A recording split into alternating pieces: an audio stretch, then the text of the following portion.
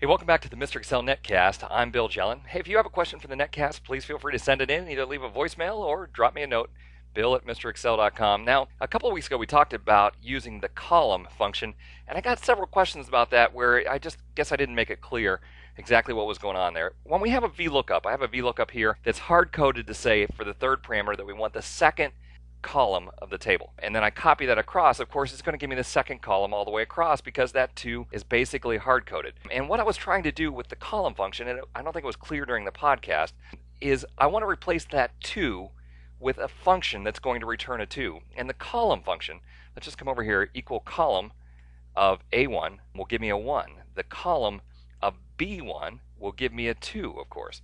Column of B1 gives me a 2 because it's the second column.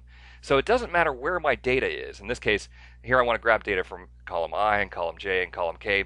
That's completely irrelevant. What is relevant is that it's the second, third, and fourth columns of my table. So over here where I have that 2 hard-coded, I want to ask for the column, and I'm going to ask for B1. I could easily ask for B9, B9000, B50,000.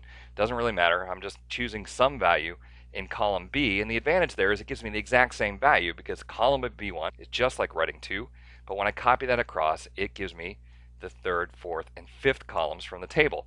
So there's, it was just coincidental during the original podcast that we ended up asking for the column of B1 and the data was in B1. That had nothing to do with it.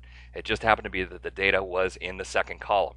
So cool little function. Someone else wrote in and they said, hey, you completely missed it. Why don't you just put some numbers up here, 2, 3, 4, and 5, and point to those numbers in the function? And absolutely, that would work as well. I've done that trick before, so we would say that we want to always point to $1, and that way it will point as well. It depends on whether you want to add the extra text in or use this column function.